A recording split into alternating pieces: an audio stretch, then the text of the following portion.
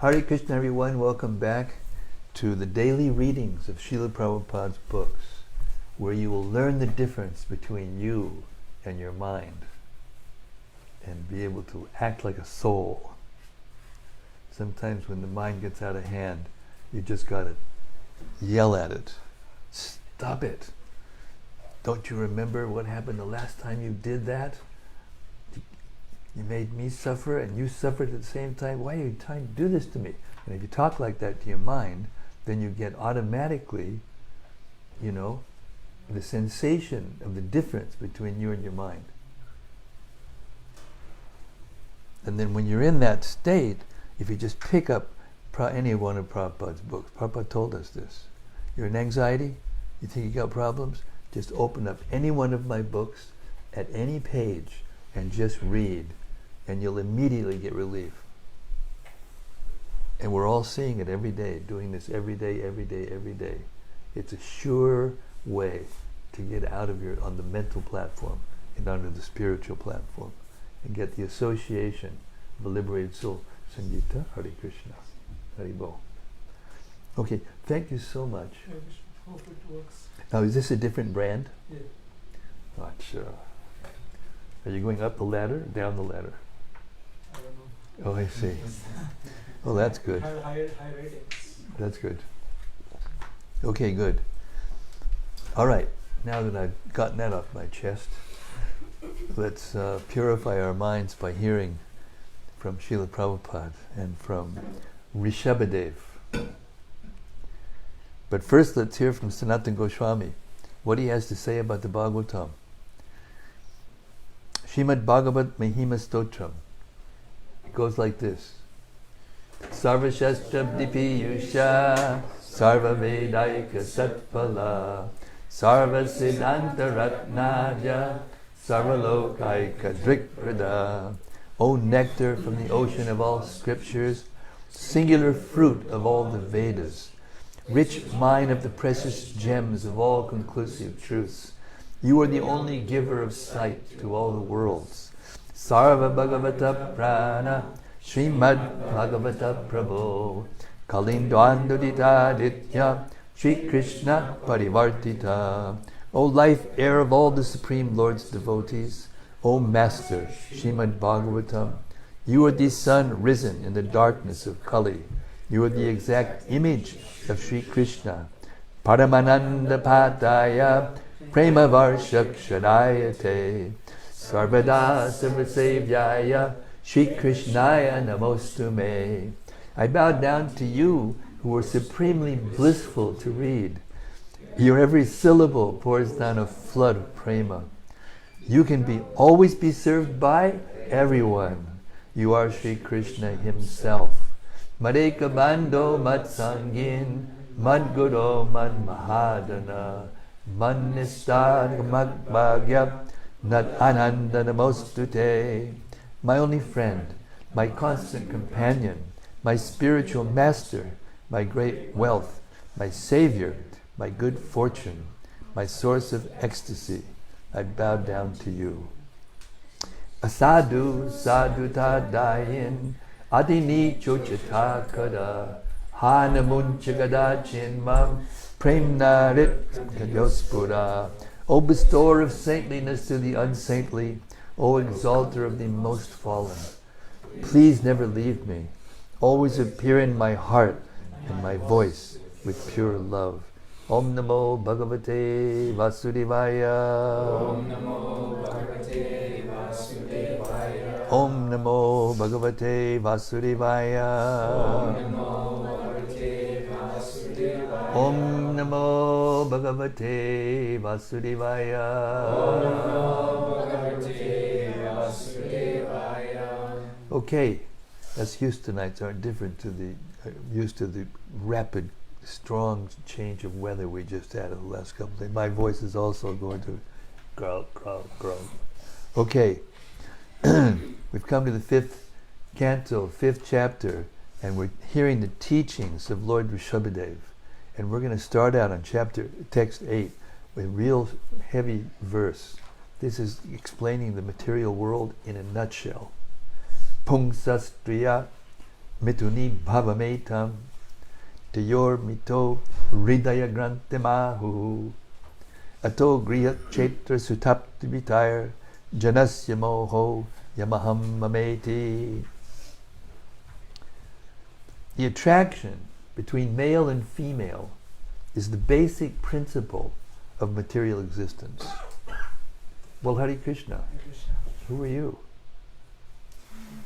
Oh, Hare Krishna. Nice to see you again.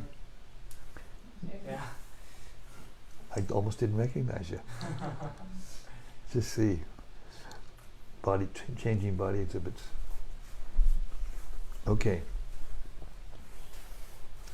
The attraction between male and female is the basic principle of material existence. On the basis of this misconception, which ties together the hearts of the male and female, one becomes attracted to his body, home, property, children, relatives, and wealth. In this way, one increases life's illusions and thinks in terms of I and mine. And this isn't just human, this is all living entities. This is the basic principle of material existence. It's how it's first started, and it's how it's been going on since then. I told you the story of the bear whose cubs were going across the river. This is a real story. I read this story. It's real. There's a video of it. You can anyway. I don't want you to go on the internet. You'll be able to see the wrong things. But yeah, so this man was fishing, and he was on the bank, and he saw that these cubs, there were 4 cubs, and they got swept away by the river, the currents of the river, and the mother was just crying. So he jumped in the river, and he saved the cubs.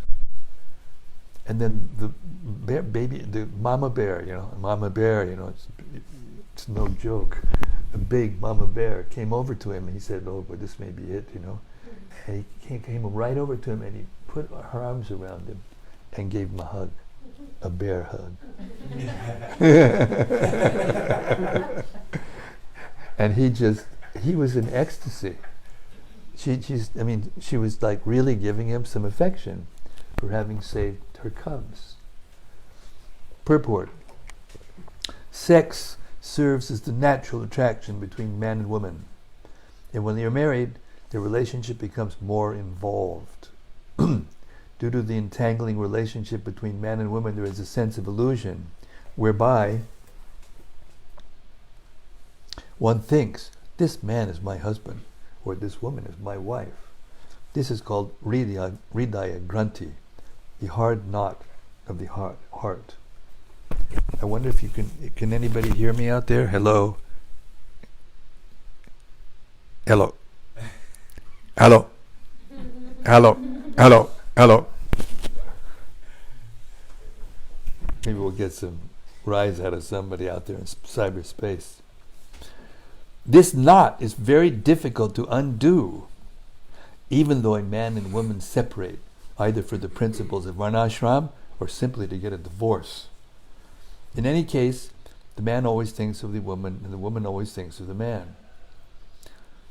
Thus a person becomes materially attached to family, property, and children, although all of these are, fill in the blank, temporary. There you go.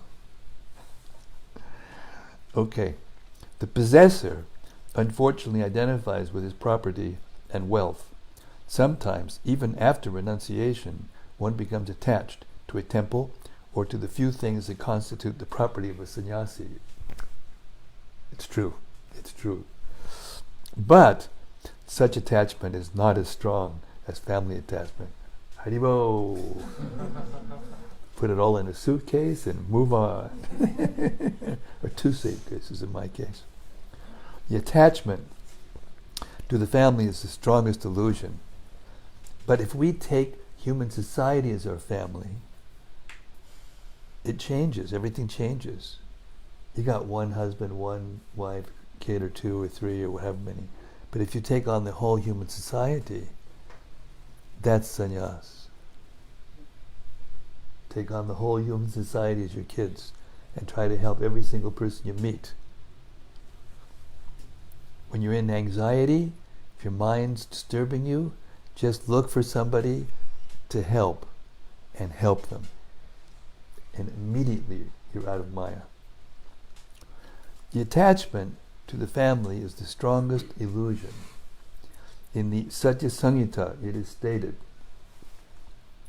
Brahmadya yagyavalkyadya muchante stri sahayinaha bodhyante kechanaite sham visham vishesham chavido viduhu.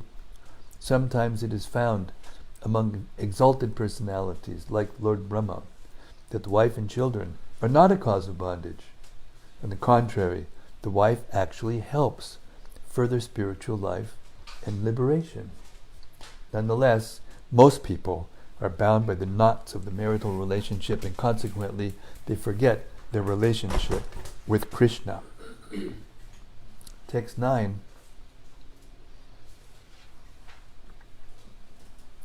When the strong knot in the heart of a person implicated in material life due to the results of past action is slackened, one turns away from his attachment to home, wife, and children. In this way, one gives up the basic principle of illusion, I and mine, and becomes liberated. Thus one goes to the transcendental world. He must have gone to India or something. Well, yes, I thought so. He looked like he just came back from India. Hare Krishna. Purport. When by associating with sadhus and engaging in devotional service, one is gradually freed from the material conception due to knowledge, practice, and detachment, the knot of attachment to the heart is slackened. Thus one can get freed from conditional life and become eligible to return home, back to Godhead. Text 10 through 13.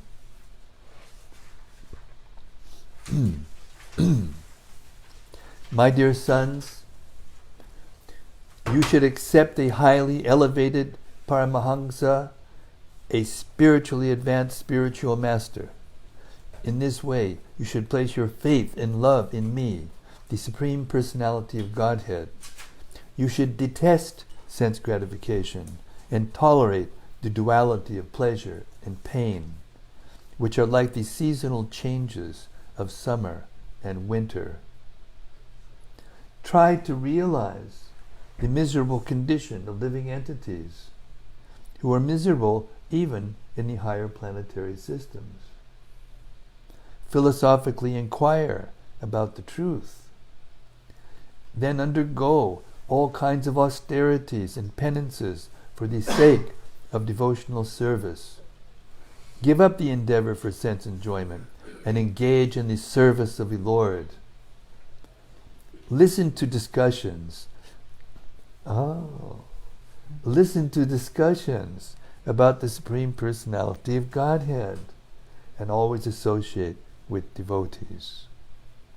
Chant about and glorify the Supreme Lord and look upon everyone equally on the spiritual platform.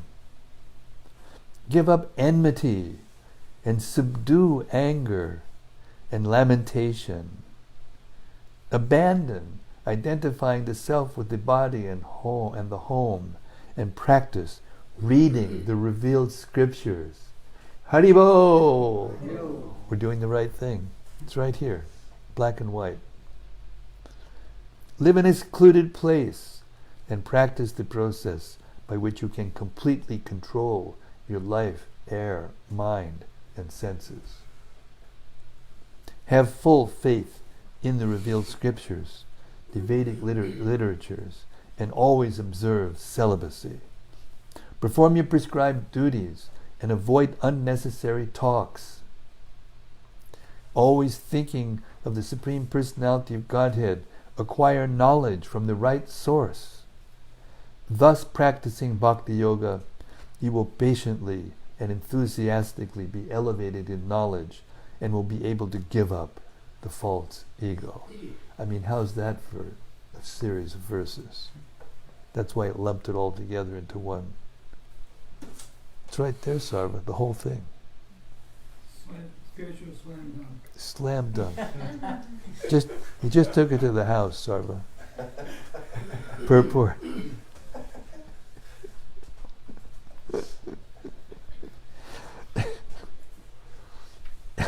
In these 4 verses, Rsabhadeva tells his sons how to become free from the false ego in material, conditional life. One gradually becomes liberated by practicing, as mentioned above. All these prescribed methods enable one to give up the material body, lingam vyapohet, and be situated in his original spiritual body. First of all, one has to accept a bona fide spiritual master.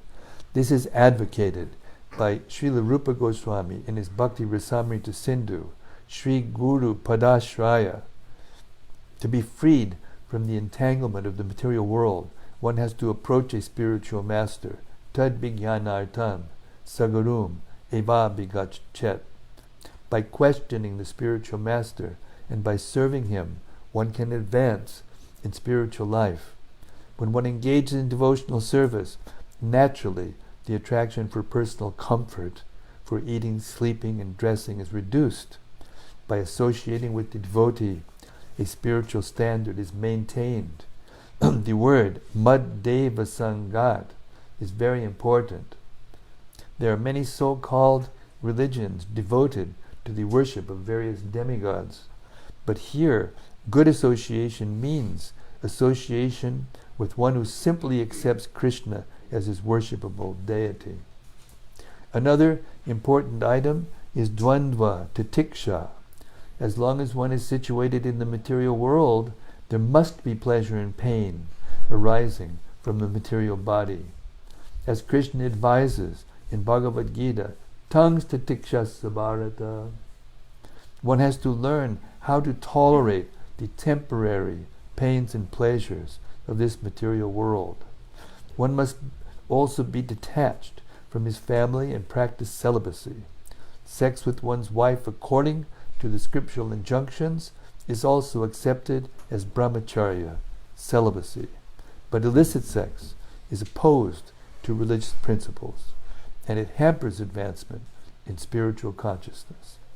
Another important word is vijnana virajita. Everything should be done very scientifically and consciously. One should be a realized soul. In this way, one can give up the entanglement of material bondage. As Sri Madhvacharya points out, the sum and substance of these 4 shlokas is that one should refrain from acting out of a desire for sense gratification and should instead always engage in the Lord's loving service. In other words, Bhakti Yoga is the acknowledged path of liberation.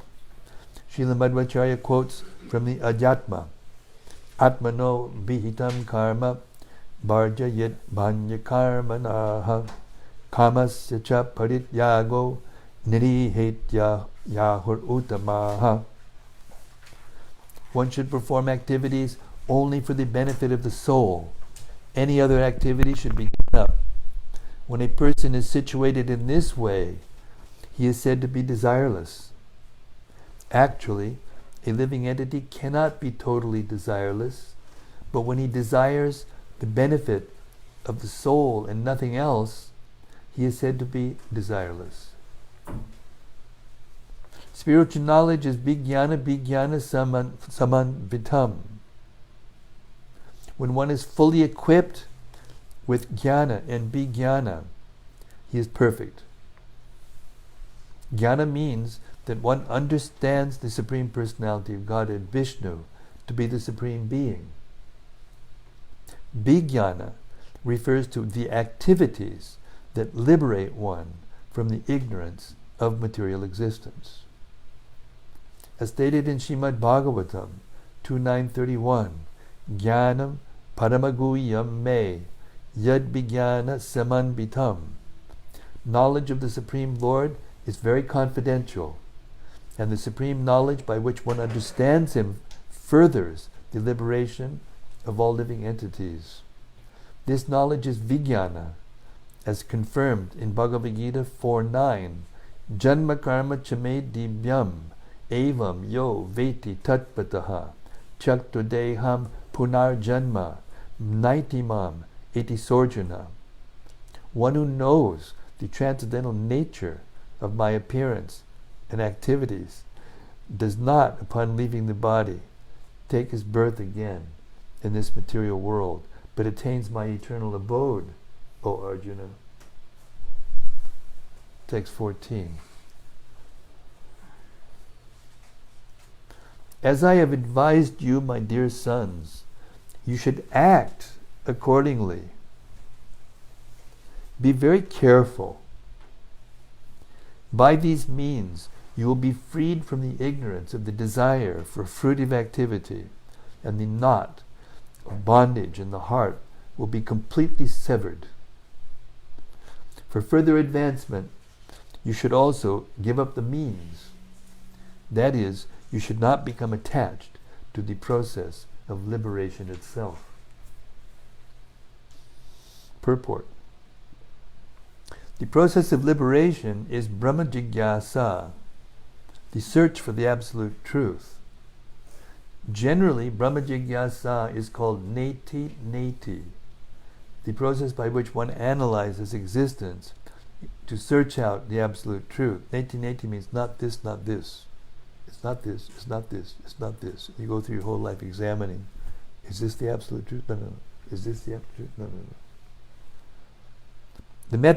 This method continues as long as one is not situated in his spiritual life. Spiritual life is Brahmabhuta, the self-realized state.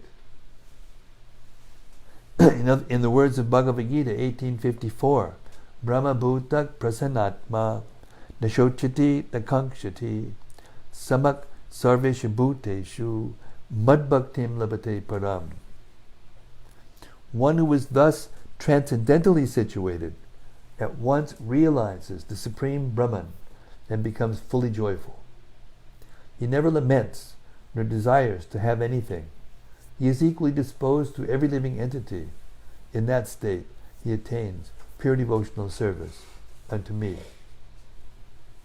The idea is to enter into the para-bhakti, the transcendental devotional service of the Supreme Lord.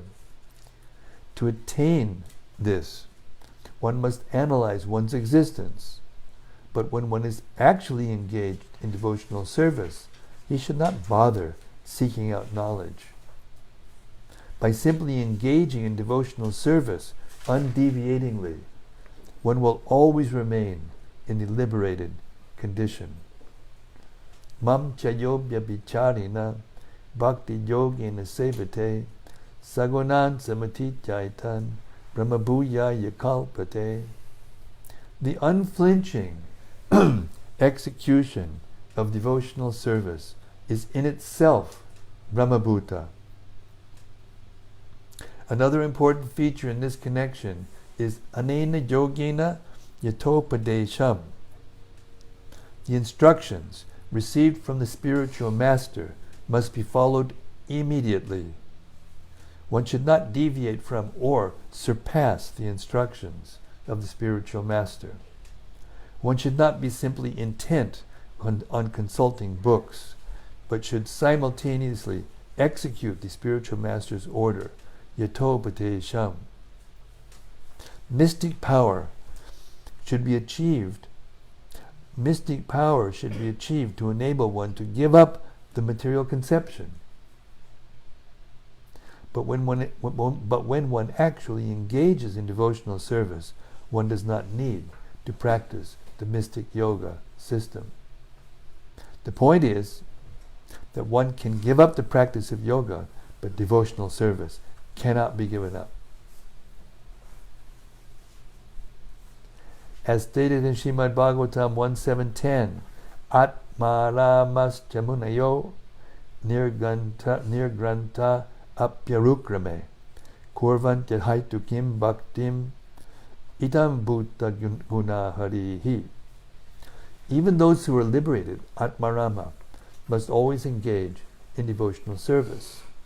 One may give up the practice of yoga when one is self-realized, but at no stage can one give up devotional service. All other activities for self-realization, including yoga and philosophical speculation, may be given up, but devotional service must be retained at all times. Text 15.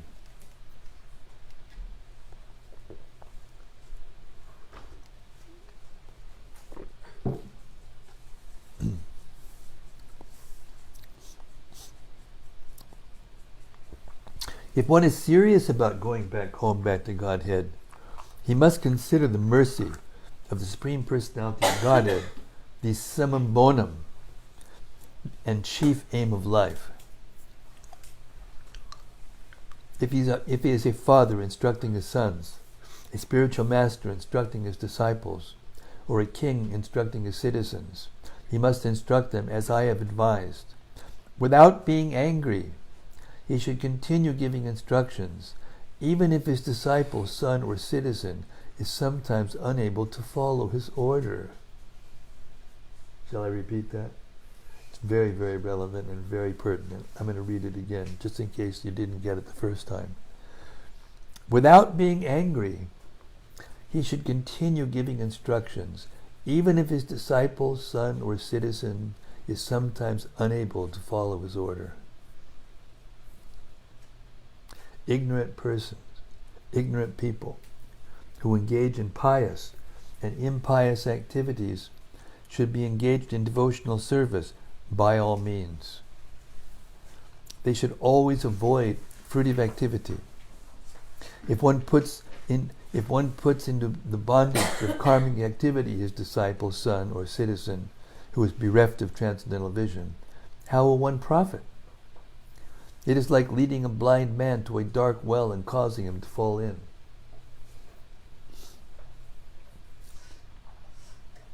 As stated in Bhagavad Gita 3.26, Nambudi Bedam Janayet Agyanam Karmasanginam Joshiyet Sabakarmani Vidvan Yukta Samacharan.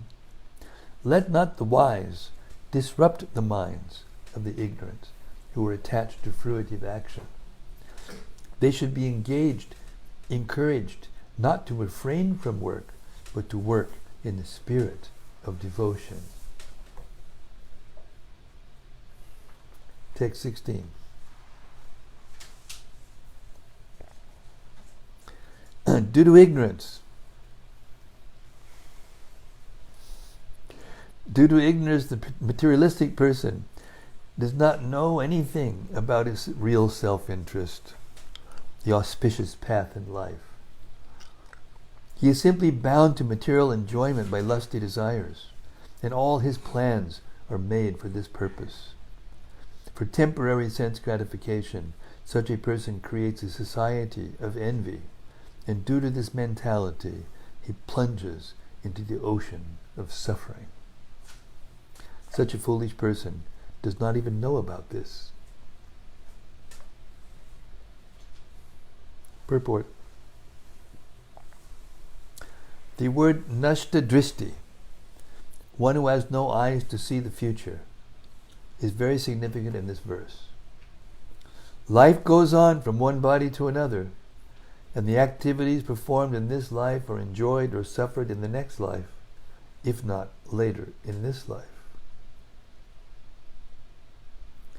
One who is unintelligent, who has no eyes to see the future, simply creates enmity and fights with others for sense gratification. As a result, one suffers in the next life. But due to being like a blind man, he continues to act in such a way that he suffers unlimitedly. Such a person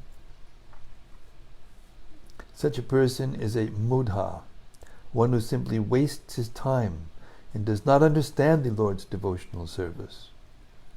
As stated in Bhagavad Gita 7.25, Naham prakashyak sarvasya yogamaya samavritaha mudhoyam nabijanati lokomam ajamavyayam.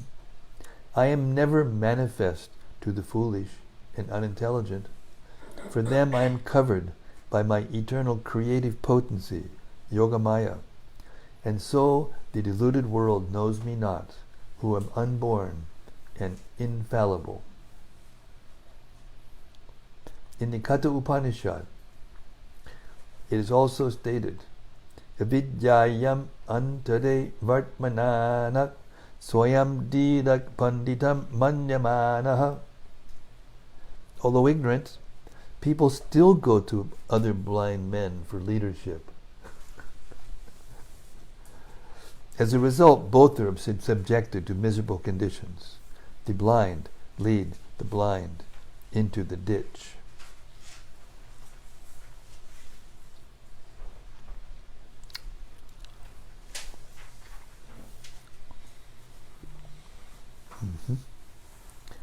Text 17. If someone is ignorant and addicted to the path of samsara, how can one who is actually learned, merciful, and advanced in spiritual knowledge engage him in fruitive activity and thus further entangle him in material existence? If a blind man is walking down the wrong path, how can a gentleman allow him to continue on his way to danger? How can he approve this method? No wise or kind man can allow this. Sankirtan Yoga Ki Jai. Srila Prabhupada's book distribution Ki Jai. Gaur Premanandi. Hari Hari Bol. Text 18. One who cannot deliver his dependents from the path of repeated birth and death should never become a spiritual master, a relative, a father, a husband, a mother, or a worshipable demigod. These are so many important verses in this section. Guru na sasyat, swajano na sasyat, pita na sasyaj, janani na sasyat, daivam na tatsyan, napatishta sasyan, namocha yet yak, samopeta mrityum. Such beautiful Sanskrit. Beautiful Sanskrit. Okay. There are many spiritual masters, but Rsabhadeva advises that one should not become a spiritual master if he is unable to save his disciple from the path of birth and death. Unless one is a pure devotee of Krishna, he cannot save himself from the path of repeated birth and death. Tyaktva deham punar janma naiti mam eti sorjana. One can stop birth and death only by returning home back to Godhead. However, who can go back to Godhead unless he understands the Supreme Lord in truth? Janma, karma, chame dibyam, evam yo veti tatvataha. We have many instances in history illustrating Rsabhadeva's instructions. Shukracharya was rejected by Bali Maharaj due to his inability to save Bali Maharaj from the path of repeated birth and death. Shukracharya was not a pure devotee. He was more or less inclined to fruitive activity, and he objected when Bali Maharaj promised to give everything to Lord Vishnu. Actually, one is supposed to give everything to the Lord, because everything belongs to the Lord. Consequently, the Supreme Lord advises in Bhagavad Gita 9:27, Yat karoshi yadishnasi yajjatosi dadasi yat tapasyasi konteya tat karushva madarpanam. O son of Kunti, all that you do, all that you eat, all that you offer and give away, as well as all austerities that you may perform, should be done as an offering unto me. This is bhakti. Unless one is devoted, he cannot give everything to the Supreme Lord. Unless one can do so, he cannot become a spiritual master, husband, father, or mother. Similarly, the wives of the Brahmanas who were performing sacrifices gave up their relatives just to satisfy Krishna. This is an example of a wife rejecting a husband who cannot deliver her from impending dangers of birth and death. Similarly, Prahlad Maharaj rejected his father, and Bharat Maharaj rejected his mother, Janani Nasasyat. The word Daivam indicates a demigod, or one who accepts worship from a dependent. Ordinarily, the spiritual master, husband, father, mother, or superior relative accepts worship from an inferior relative. But here, Rsabhadeva forbids this. First, the father, spiritual master, or husband must be able to release the dependent from repeated birth and death. If he cannot do this, he plunges himself into the ocean of reproachment for his unlawful activities. Everyone should be very responsible and take charge of his dependents, just as a spiritual master takes charge of his disciple, or a father takes charge of his son. All these responsibilities cannot be discharged honestly unless one can save the dependent from repeated birth and death.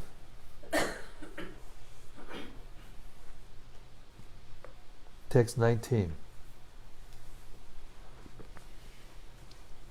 My transcendental body, Satchidananda Vigraha, looks exactly like a human form, but it is not a material human body. It is inconceivable. I am not forced by nature to accept a particular type of body. I take on a body by my own sweet will. My heart is also spiritual, and I always think of the welfare of my devotees. Therefore, within my heart can be found the process of devotional service, which is meant for the devotees. Far from my heart have I abandoned irreligion, adharma, and non-devotional activities. They do not appeal to me. Due to all these transcendental qualities, people generally pray to me as Rsabhadeva, the Supreme Personality of Godhead, the best of all living entities. Purport. In this verse, the words idam sharidam mama durvi vibhavyam are very significant. Generally, we experience two energies, material energy and spiritual energy. We have some experience of the material energy, earth, water, air, fire, ether, mind, intelligence, and ego. Because in the material world, everyone's body is composed of these elements.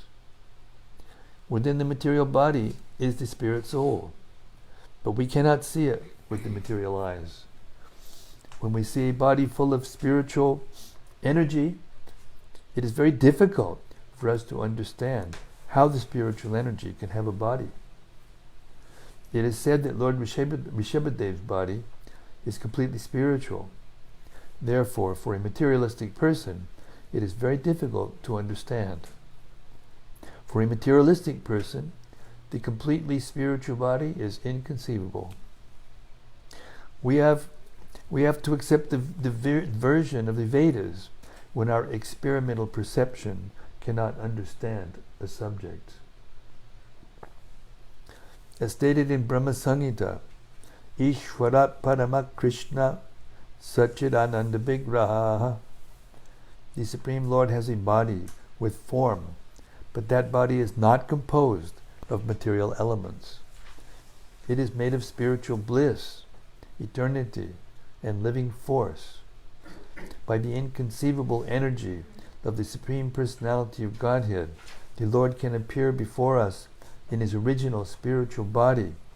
But because we have no experience of the spiritual body, we are sometimes bewildered and see the form of the Lord as material. The Mayavadi philosophers are completely unable to conceive of a spiritual body. They say that the spirit is always impersonal, and whenever they see something personal, they take it for granted that it is material.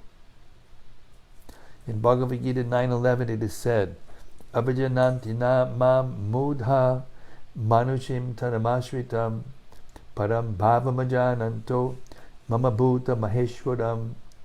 Fools deride me when I descend in the human form. They do not know my transcendental nature and my supreme dominion over all that be. Unintelligent people think that the Supreme Lord accepts a body composed of the material energy. We can easily understand the material body, but we cannot understand the spiritual body. Therefore, Rsabhadeva says, Idam Shariram Mama Durvibhavyam. In the spiritual world, everyone has a spiritual body. I'll repeat that. Idam Shariram Mama Durvibhavyam. In the spiritual world, everyone has a spiritual body.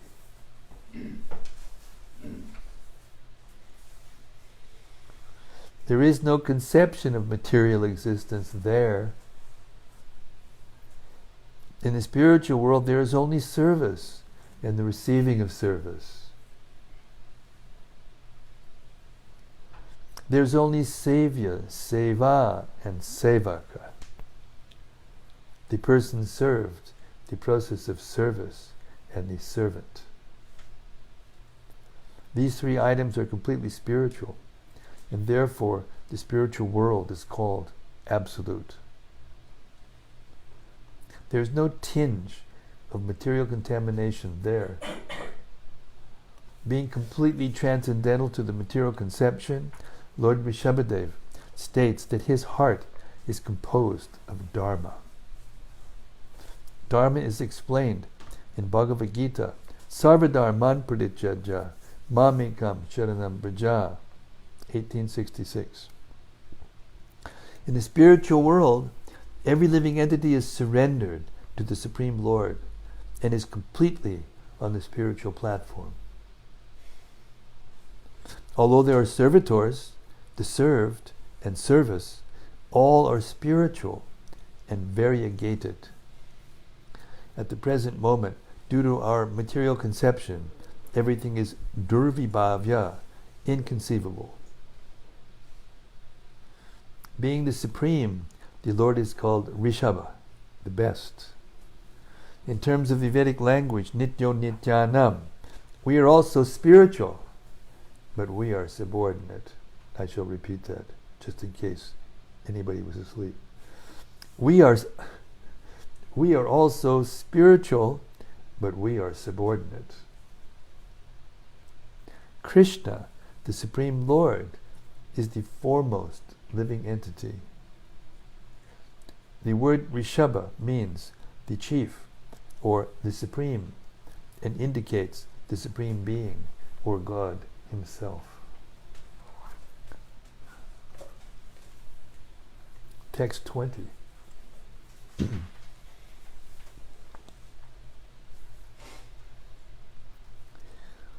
My dear boys, you are all born of my heart, which is the seat of all spiritual qualities. Therefore, you should not be like the materialistic and envious men. You should accept your eldest brother, Bharat, who was exalted in devotional service. If you engage yourselves in Bharat's service, your service to him will include my service, and you will rule the citizens automatically. Purport. In this verse, the word Hridaya indicates the heart, which is also called Uraha, the chest. The heart is situated within the chest. And although instrumentally the son is born with the aid of the genitals, he is actually born from within the heart. According to the heart's situation, the semen takes the form of a body. Therefore, according to the Vedic system, when one begets a child, his heart should be purified through the ritualistic ceremony known as Garbhadana. Rsabhadeva's heart was always uncontaminated and spiritual. Consequently, all the sons born from the heart of Rsabhadeva were spiritually inclined. Nonetheless, Rsabhadeva suggested that his eldest son was superior, and he advised the others to serve him. All the brothers of Bharat Maharaj were advised by Rsabhadeva to adhere to Bharat service. The question may be asked, why one should be attached to family members? For in the beginning it was advised that one should not be attached to home and family. However, it is also advised mahiyasam pada rajobhishekam. One has to serve the mahiyan, one who is very spiritually advanced. Mahatsevam dwaram ahur vimukte. By serving the Mahat, the exalted devotee, one's path for liberation is open. The family of Rsabhadeva should not be compared to an ordinary, materialistic family. Bharat Maharaj, Rsabhadeva's eldest son, was specifically very exalted. For this reason, the other sons were advised to serve him for his pleasure. That was to be their duty. The Supreme Lord was advising Bharat Maharaj to be the chief ruler of the planet. This is the real plan of the Supreme Lord. In the battle of Kurukshetra, we find that Lord Krishna wanted Maharaj Yudhishthira to be the supreme emperor of this planet. He never wanted Duryodhana to take the post. As stated in the previous verse, Lord Rsabhadeva's heart is hridayam yatra dharma. The characteristic dharma is also explained in Bhagavad Gita. Surrender under the Supreme Personality of Godhead. To protect dharma, paritranaya sadhunam, the Lord always wants the ruler of the earth to be a devotee. Then everything goes on nicely for the benefit of everyone. As soon as a demon rules the earth, everything becomes chaotic. What to speak of a whole bunch of them are doing it at the same time. The chaos increases exponentially. At the present moment, the world is inclined toward the democratic process. But the people in general are all contaminated by the mode of passion and ignorance. Consequently, they cannot select the right person to head the government. The president is selected by the votes of ignorant Shudras. Therefore, another Shudra is elected, and immediately the entire government becomes polluted. If people strictly followed the principles of Bhagavad Gita, they would elect a person who is the Lord's devotee. Then automatically there would be good government. Rsabhadeva therefore recommended Bharat Maharaj as the emperor of this planet. Serving a devotee means serving the Supreme Lord, for a devotee always represents the Lord. When a devotee is in charge, the government is always congenial and beneficial for everyone. One more verse, two more verses. Text 21 and 22.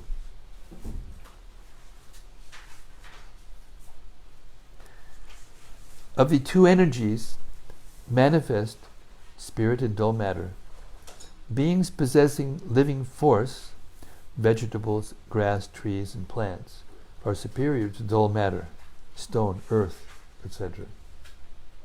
Superior to non-moving plants and vegetables are worms and snakes, which can move. Superior to worms and snakes are animals that have developed intelligence. Superior to animals are human beings, and superior to human beings are ghosts, because they have no material bodies. Superior to ghosts are the Gandharvas, and superior to them are the Siddhas. Superior to the Siddhas are the Kinnaras, and superior to them are the Asuras. Superior to the Asuras are the demigods, and of the demigods, Indra, the king of heaven is supreme. Superior to Indra are the direct sons of Lord Brahma, sons like King Daksha, and supreme among Brahma's sons is Lord Shiva. Since Lord Shiva is the son of Lord Brahma, Brahma is considered superior. But Brahma is also subordinate to me, the Supreme Personality of Godhead.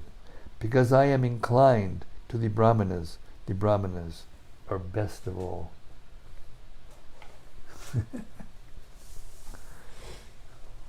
Purport. In this verse, the Brahmanas are given a position superior to that of the Supreme Lord. The idea is that the government should be conducted under the guidance of the Brahmanas. Although Rsabhadeva recommended his eldest son, Bharat, as emperor of the earth, he still had to follow the instructions of the Brahmanas in order to govern the world perfectly. The Lord is worshipped as Brahmanya Deva.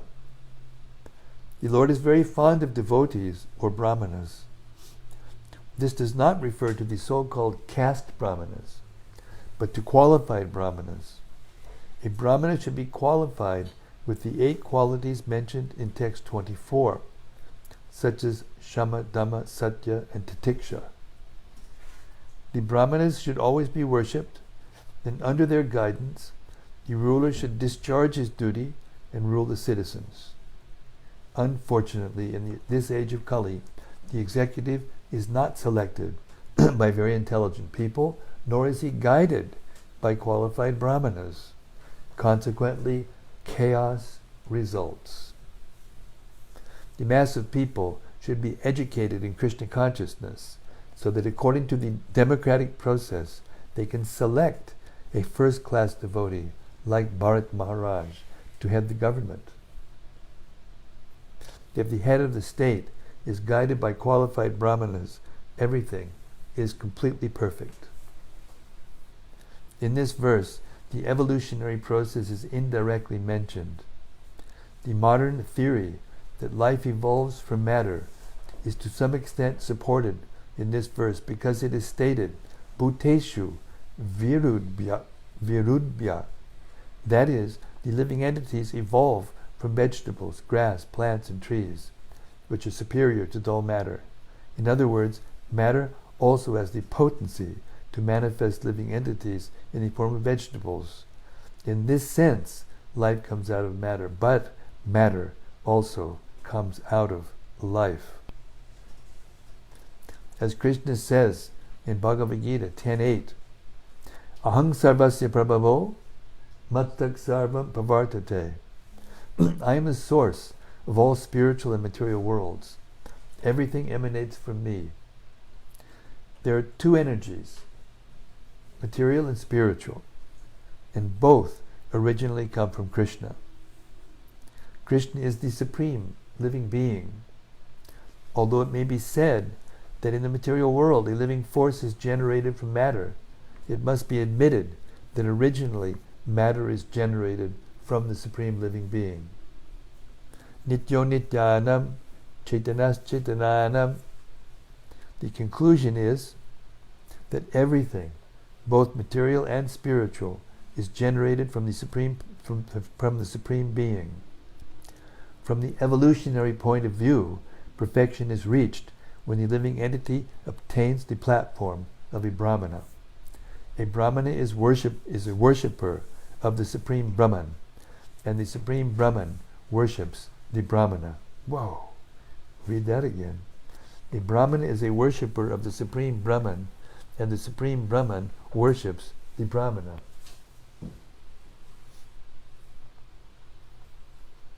In other words, the devotee is subordinate to the Supreme Lord, and the Lord is inclined to see to the satisfaction of his devotee. That's the spiritual world. A Brahman is called Dvijadeva, and the Lord is called Dvijadeva Deva. He is the Lord of Brahmanas. The evolutionary process is also explained in Chaitanya Charitamrita, Madhya chapter 19, wherein it is said that there are two types of living entities, moving and non-moving. Among moving entities, there are birds, beasts, aquatics, human beings, and so on. Of these, the human beings are supposed to be the best, but they are few. Of these small numbers of human beings, there are many low-class human beings, like mlechas, pulindas, baudas, and shabaras. The human being elevated enough to accept the Vedic principles is superior.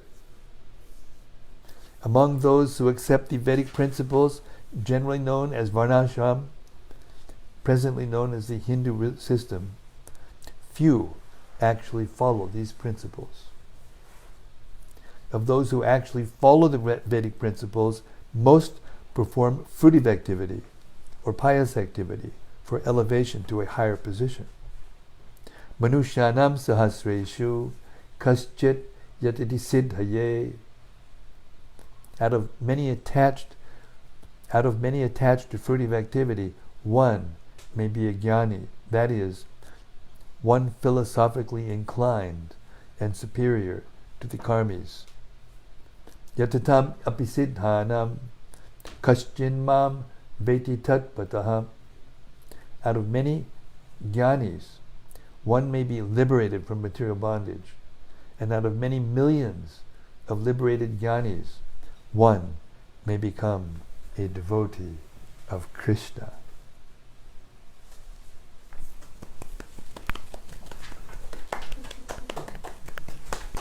All glories to the devotees of Krishna. Always remember that and always become satisfied with being a devotee of Krishna. Don't be dissatisfied. As soon as you become dissatisfied, you've fallen from the principle of pure devotional service. Unless, of course, that dissatisfaction means I'm not advanced enough. So let me become more advanced. Let me serve more. Let me be more humble. Okay, we'll stop there for the night. Now, I'd like to make a humble request that somebody in this room change those two bulbs. Maybe that's what that's about. I don't know. But there's 1, 2, 3 bulbs out. I don't need to show it. Is there enough light to show the picture? That's Krishna's special mercy. Okay.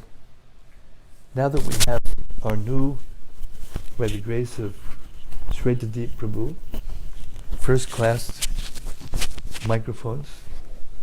And I want to caution everyone that when you get the microphone, just hold it and speak into it. Don't, fiddle with it.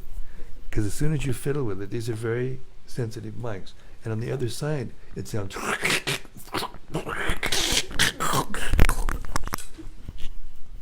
and then people can't hear what you're saying. We got a big audience, 1,400, over 1,400, maybe not every night, but we're definitely averaging over 100 or 200 a night. Our average is about 500. Not bad if you ask me. Of course, who asked me? Sorry. Bigger than the Sunday feast. What? What are you doing over there, Maharaj? You're not talking to anybody. Come over here and hear. Okay. I mean, there were so many things we heard just now that were so nectarian and so put together in such a way as to enlighten us and answer all our doubts and questions. But still, if anything stuck out in your mind and you want to reflect on it, or you want to drill down, they say, in the pundit land. Okay, go ahead. We read, one has to serve a Mahiyan. Correct? Mahiyan. One who is very spiritually advanced. By serving a Mahat, the exalted devotee, one's path for liberation is open. Yesterday you made a comment, I forgot who, but you said that one Vaishnava gave classes 3 different years, and every year he got the same stipend? No, it was every year the devotees from Bengal used to come and visit Lord Chaitanya. And 3 of those years, there was one devotee who asked the question of Lord Chaitanya when he gave them the instructions to go home and serve the Vaishnavas. And they asked 3 years in a row, who's a Vaishnava? And the first year he said, anyone who has chanted Hare Krishna even once should be considered a Vaishnava, and you should serve them. And the second year they asked the same question, and he said, anyone who is engaged in serving the devotees and spiritual master you should serve him. And the third year he said, anyone who upon seeing him you feel like chanting Hare Krishna, you should serve him. So the purport of that is that we should respect all devotees. And practically speaking, all devotees means all devotees, not just the ones who were sitting up here wearing a bib and, always piping off. All devotees, anyone who's chanting Hare Krishna, and even the people who come to the feast, and sometimes they can be pretty unreasonable and, apparently obnoxious sometimes, the way they express themselves and the way they look down on others, and, neophytes, materialistic devotees. But still, Lord Chaitanya accepted them as devotees, and we should give all of them respect. And then your heart, by doing that, your heart becomes clean. And by doing that, as your heart becomes cleaned, you'll become more inclined to serve the advanced devotees, especially. And in that way, you advance in devotional life.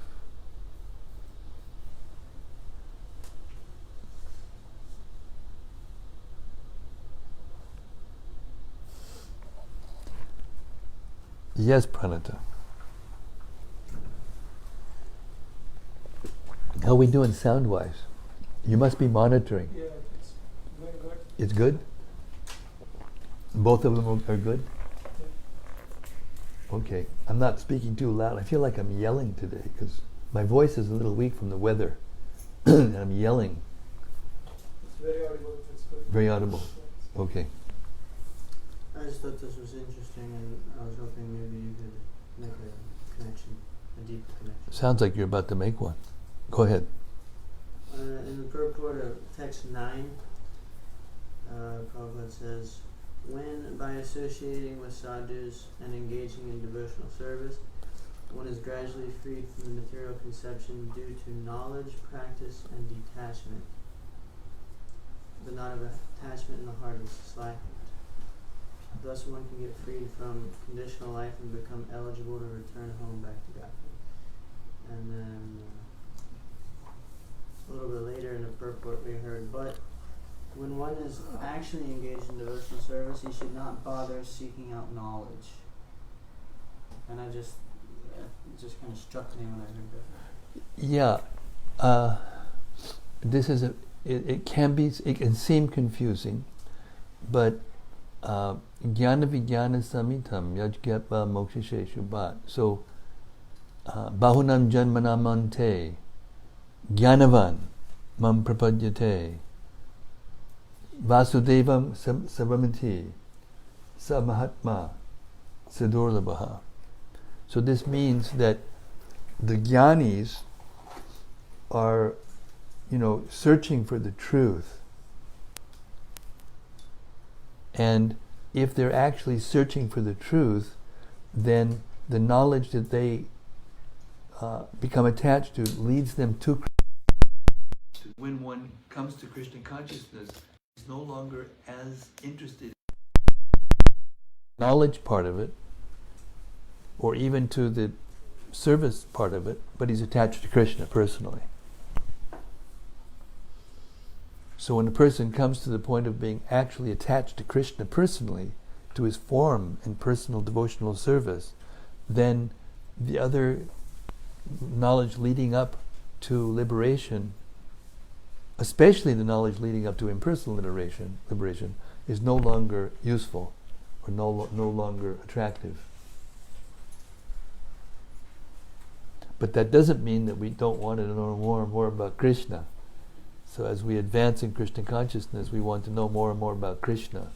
And the Bhagavatam teaches us to become, knower of everything, actually, because, if you know Krishna, you know everything. But part of what that means is because the Bhagavatam and the Gita are literary incarnations of Krishna. So it's not that we become not interested in the knowledge in the Bhagavatam. We become interested in the knowledge of the Vedas or the Upanishads or Vedanta Sutra.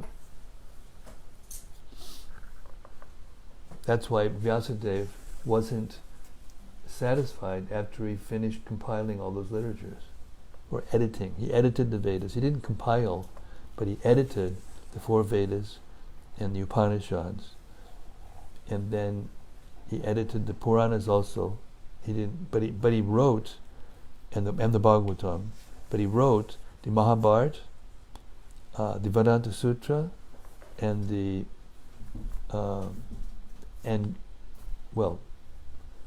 he didn't actually write the Srimad-Bhagavatam, but the Bhagavatam came from him, through him.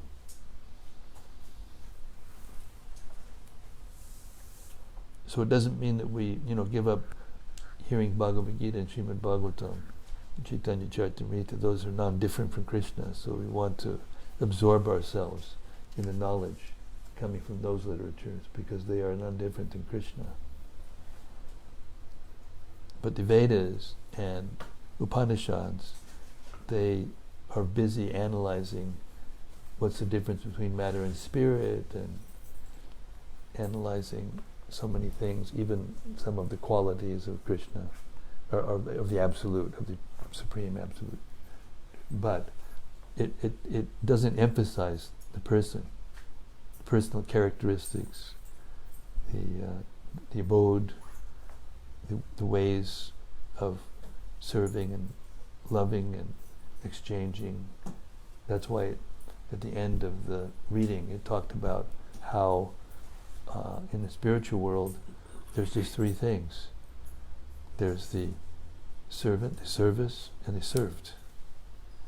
That's all that's going on. There's no activities which are meant to get me something or avoid something.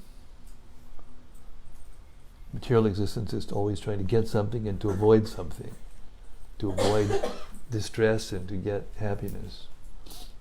But spiritual is full of happiness. There's nothing but happiness. Satchidananda. The spiritual body is made of eternity, knowledge, and bliss. The spiritual body is inside of us, and therefore we want to be happy. We don't want to die, and we want to know everything. The combined desire of all the human beings on the earth to know everything results in what? The internet. And once they find out what's going on, they go, and then it just creates chaos because all they want to know is about knowledge about what's going on in the material world. So we're not interested so much in that knowledge.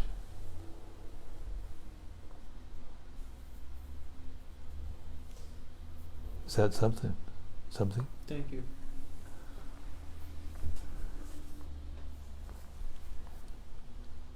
Honest John has got something to say.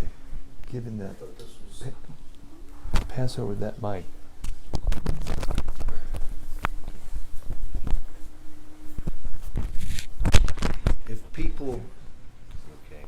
If people strictly follow the principles of the Bhagavad Gita, they would elect a person who is the Lord's devotee, then automatically it wouldn't be a good government.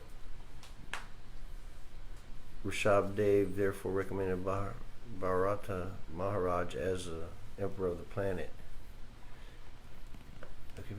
would elect this, then automatically there would be a good government. I mean,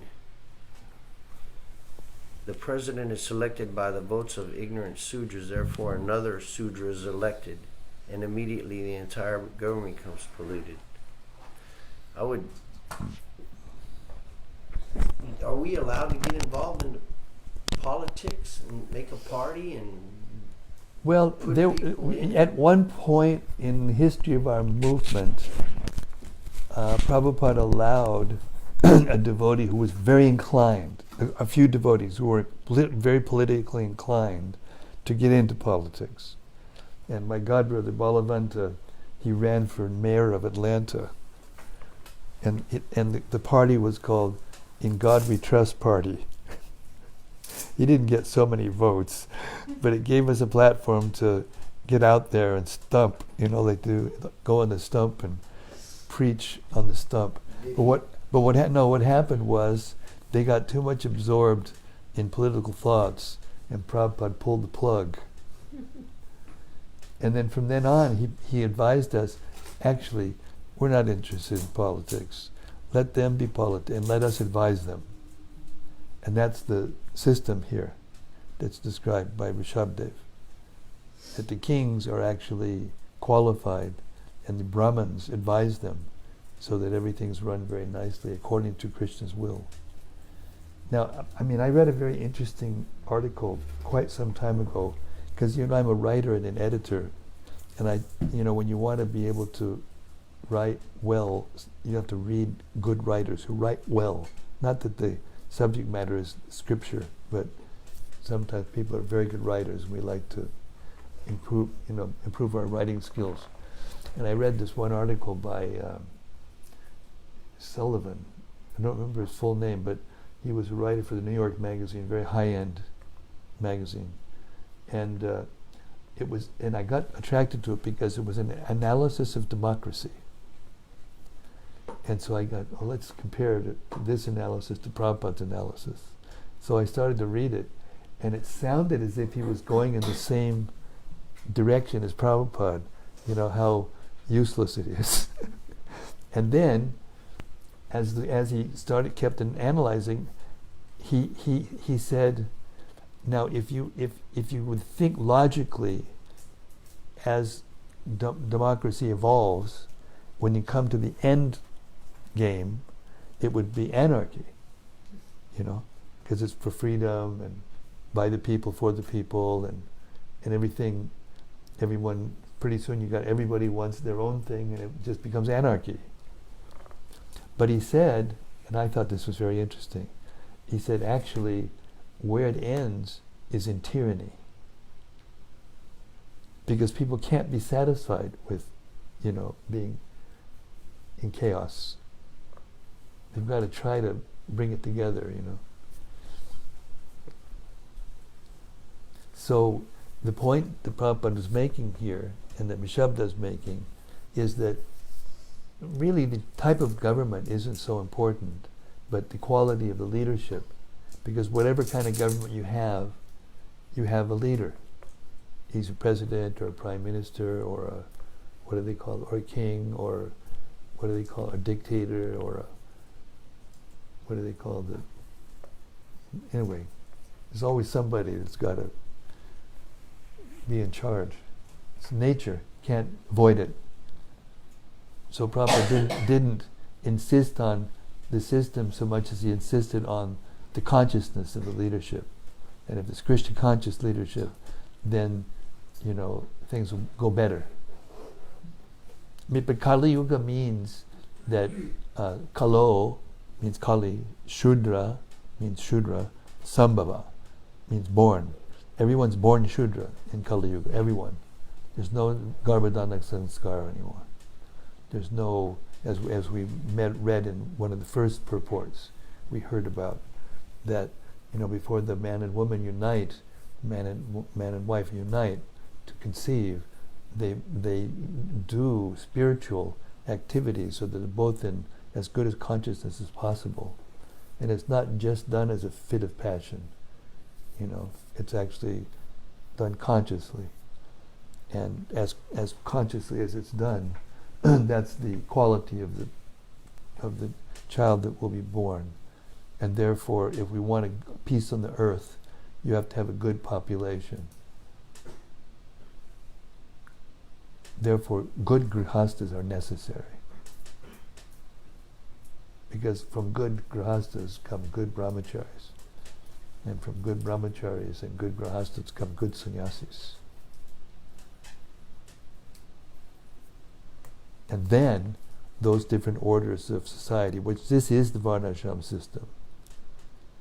I mean, the law is there in every society. There's intellectual people, there's police, military, politician types. There's businessmen and agriculture people. There's workers. That's the basic structure for all of human society, because it's created by Krishna like that.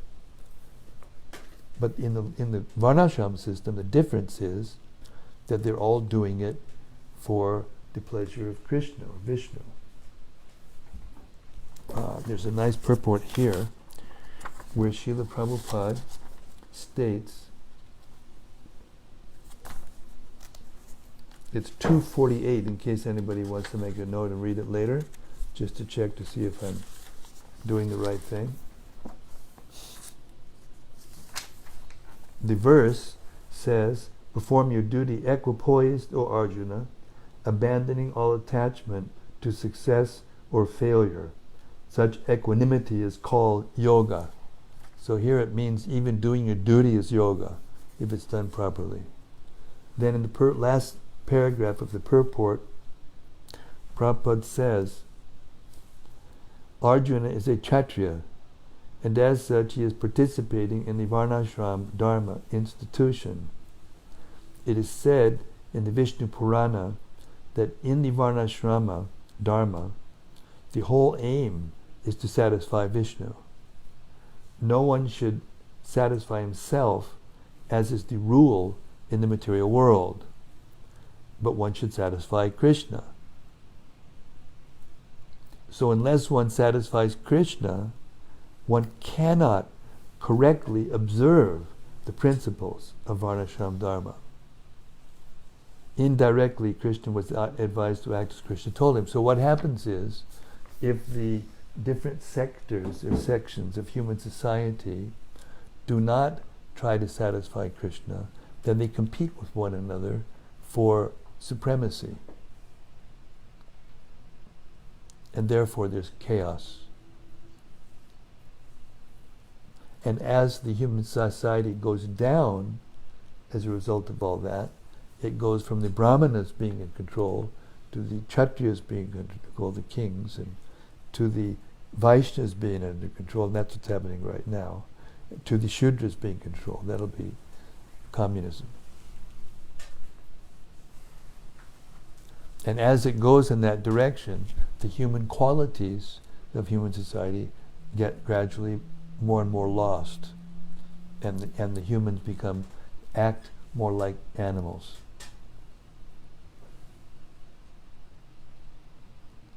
So Prabhupada's hope is that we become advanced devotees in our movement, the International Society for Christian Consciousness, and then we will actually support one another, cooperate with one another, whatever our different duties are, and we won't compete with each other,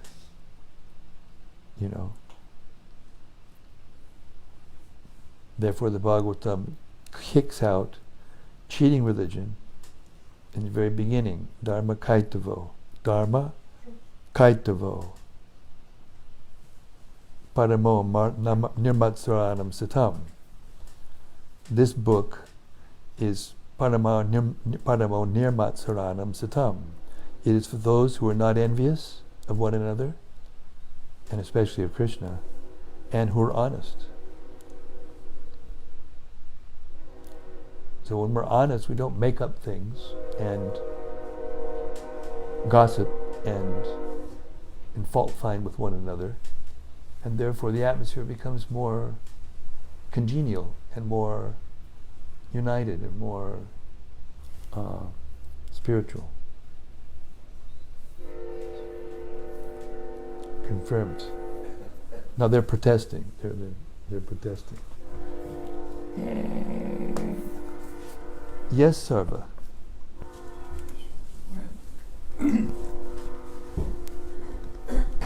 This is the last one. Sarva's getting in the last word.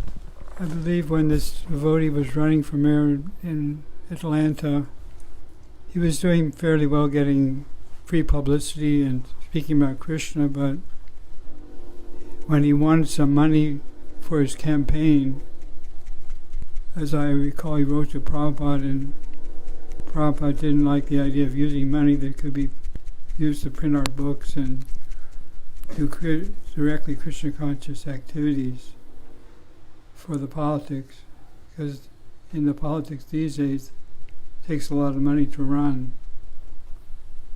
And there is Well, in one, those days it was peanuts compared to what it takes now. yeah.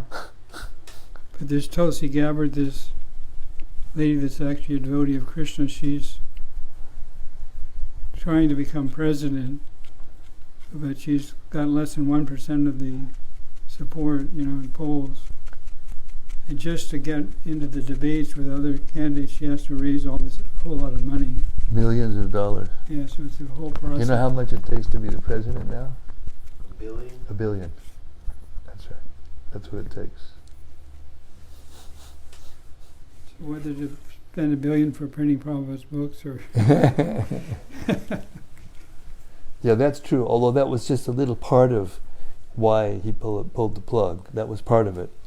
But the main part was he saw that there was kind of a fruitive mentality that was coming from that.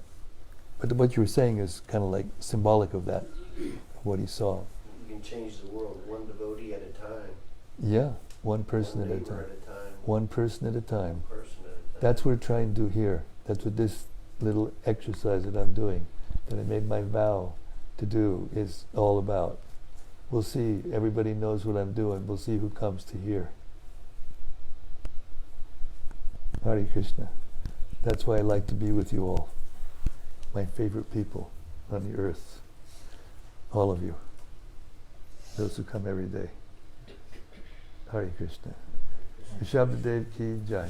Srimad-Bhagavatam ki jai. Samaveda Bhaktivinoda ki jai. Gaur Premanandi. See you tomorrow night, 6:30, same place, same station. Haribol.